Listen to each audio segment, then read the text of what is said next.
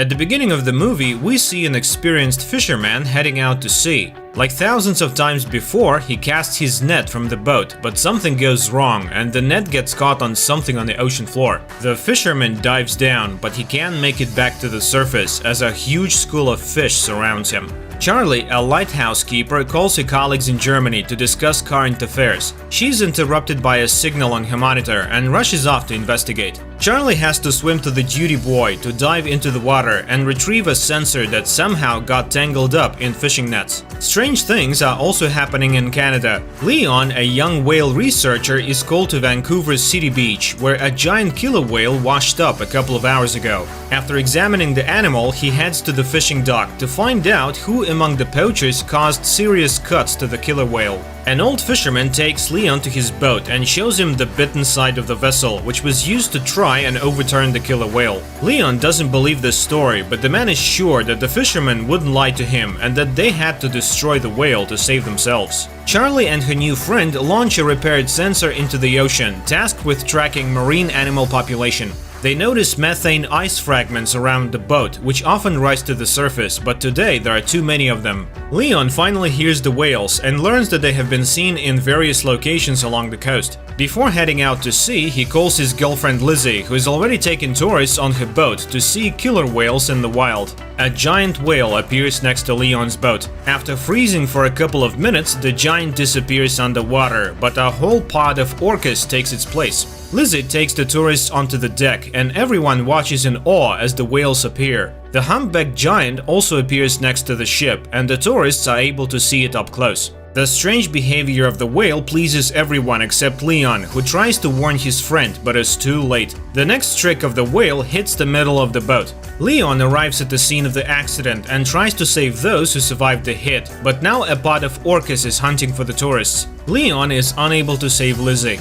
The action shifts to a French restaurant. After gathering fresh seafood at the market, the chef plans to prepare lobsters, but one of them shoots an unknown liquid into the man's face. After wiping his face, the chef continues working, but by evening he and two other cooks begin to feel ill. The chef passes away that same evening, and the two young cooks are taken to the ICU, waiting for the test results to determine what happened. At the same time, a Norwegian ship in the sea lowers a camera to study an unusual phenomenon, an invasion of ice worms. A few specimens are brought to the surface for study, and the scientist finds a new peculiarity. These creatures have jaws and reproduce several times faster. A commission is formed, and everyone agrees that they have discovered a new species of worms and bacteria. Leon talks to the owner of a fishing boat, who was also a witness to the humpback whales attacking other boats the day before. In addition, Leon is shown another anomaly. The bottom of the ship that returned from the sea is covered with a thick layer of mollusks, which has never been seen before. A group of scientists launches a sampler onto the seafloor to check the soil where worms were found, but due to a methane leak, an explosion occurs. The ship manages to survive, but the team is greatly frightened. The scientists are not only scared of the mistake during the operation, but also the results of the test. In addition to the worms on the seafloor, there are bacteria that eat ice and can reach the very bottom. Jess records a video message to Charlie when something strange suddenly happens and alarming readings appear on the monitors. The water under the ship starts boiling and something pulls it down into the depths. The action shifts to Venice. A young man in love reads poetry on a bridge when suddenly the book falls from his hands and ends up in the canal. The couple immediately forgets about the poetry book, because before their eyes is an even stranger sight. Thousands of giant jellyfish rise to the surface. Analysis of the bacteria from the infected chef reveals a new strain that feeds on blood cells. It turns out that several more people have died after visiting the restaurant on the coast. Leon requests permission to perform an autopsy on the killer whale to find out how pollution affects whales and whether this could be related to changes in the behavior of these giants. There is nothing inside the whale that could scare the experts, but Leon finds an unknown substance in its brain, which is sent for analysis. Another victim of infection appears, a young man from a car wash. By putting together all the events, the scientists understand that the bacteria spread from the restaurant through the water supply system. Leon is informed of new cases of whale attacks. Looking at the map, the guy finds a pattern. All the changes occur with the whales during migration. To verify his suspicions, the guy sails to the place where the whales are resting during their sleep. The dive almost ends in tragedy, but Leon manages to install a camera on one of the whales and get out. Sigurd finds out that the Japanese have also found the worms, but they are not in a hurry to report it to the world. Recordings from the cameras are checked in 2 laboratories at once. Leon's footage shows that the whale pod descended to the very bottom, where they were met with strange glowing. Far from the events, a new incident occurs on the coast. Hordes of crabs crawl out onto the streets of a small village. Another shot of the seabed finally lifts the veil of mystery. It turns out that one of the oil and gas companies was drilling ice in a forbidden place and damaged the seabed for several kilometers. Leon has to sneak through a fence to get to the guarded port area to collect a few more mussels for analysis from the ship, but he is caught by security and arrested. In the morning, Mr. Sato, the Japanese owner of the ship, contacts Leon.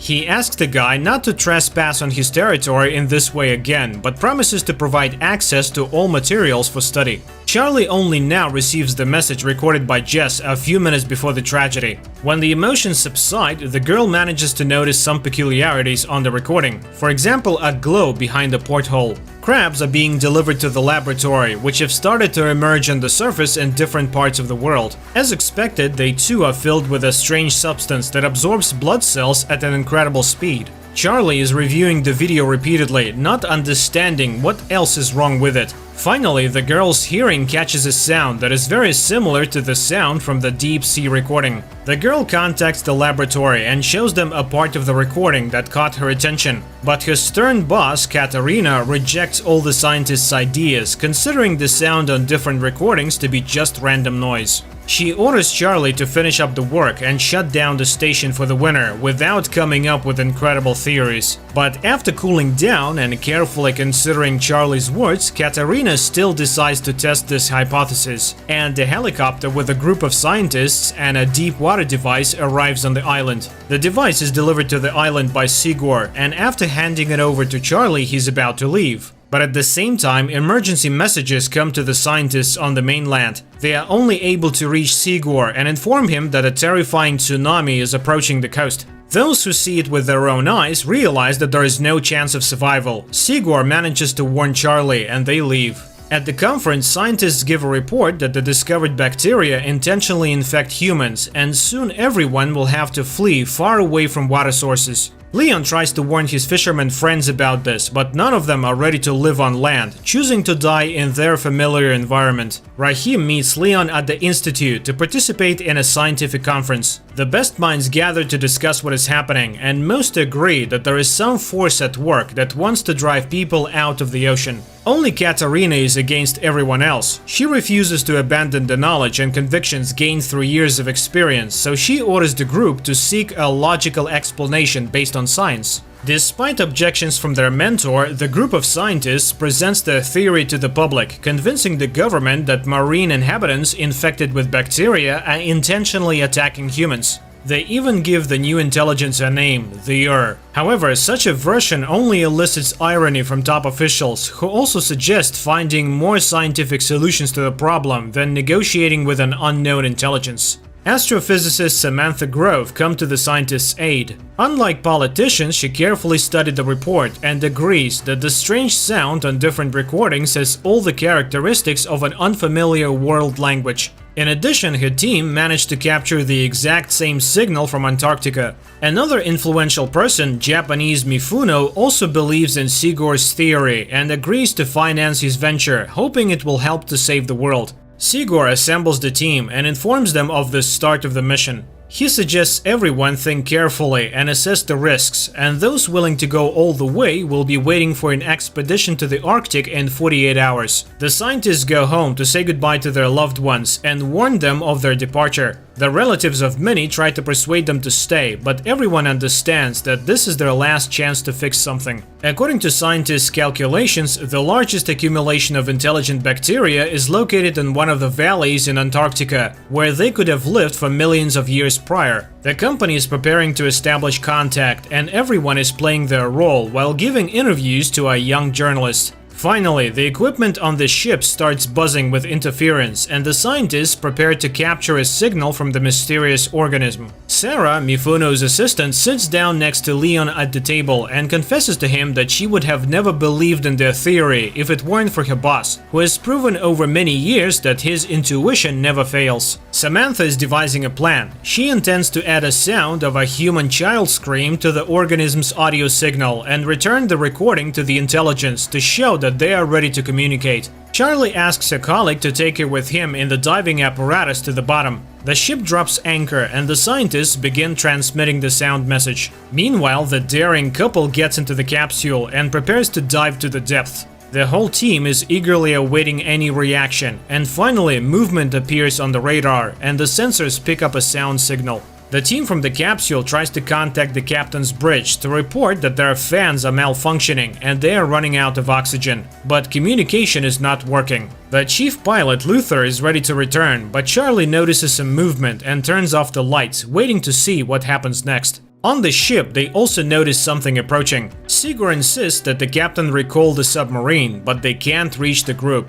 Luther doesn't want to risk anymore and he lifts the boat. On the ship, a hatch opens to receive the capsule into a special compartment. Charlie notices a strange glow appearing around them at that moment, but she doesn't tell anyone about it. Meanwhile, Samantha reports that they have managed to establish contact. The sound signal has returned and the child's cry has been altered as a sign that the bacteria understood the message from humans. Dr. Chase is looking for a way to cure those who have already been infected by the bacteria. Luther tells the journalist that he saw nothing at the depth, and everything Charlie saw was probably a figment of her imagination, just like the whole idea of intelligence. Nevertheless, Samantha tries to decipher the messages to assemble them into a response signal that the intelligence will understand. While staying in the compartment with the capsule, the journalist notices a glow in the pool.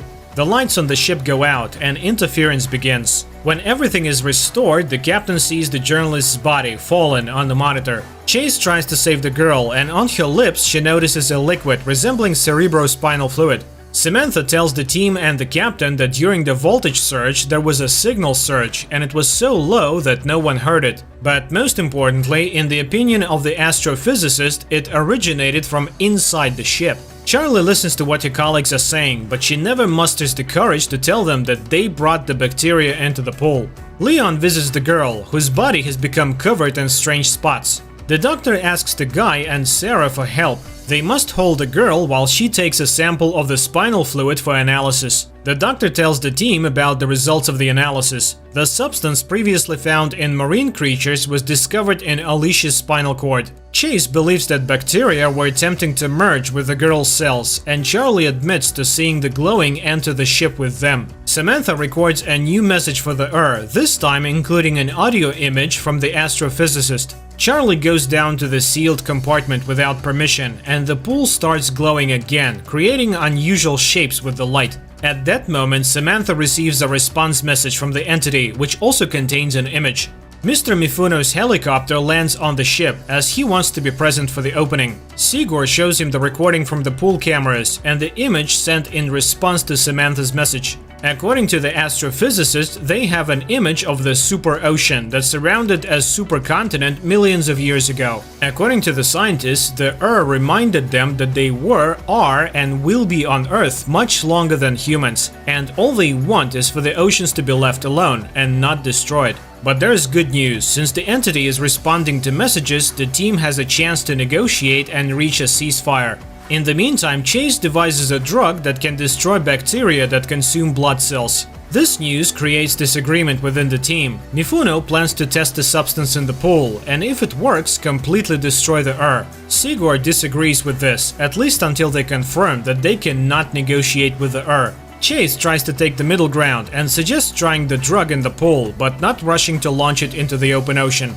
Everyone gathers to watch the experiment. Chase launches the drug into the water, which immediately begins to rise, emitting a terrible scream that shatters the glass. The captain is informed that nothing is working on the ship, and they are simply drifting in the waters of Antarctica. But worse, the ship is surrounded by icebergs. The vessel collides with an iceberg, but unexpectedly a blue glow takes it somewhere else. The captain orders the engines to be started to break free from the control of the He also doesn't understand why they don't pour all the drug they have on board into the water. But Sigurd tries to explain to the captain that everything that happened now is the price for his thoughtless experiment in the pool, and no one in the world will manufacture enough of the substance to destroy worldwide. The only way out is to make a truce. While the team is deciding how to negotiate with the entity traps the ship between the icebergs. Charlie hurries to the capsule to descend and deliver Luther's body to as a sign of complete obedience. Once at depth, Charlie changes her plan. She injects leukocytes into her heart that can merge with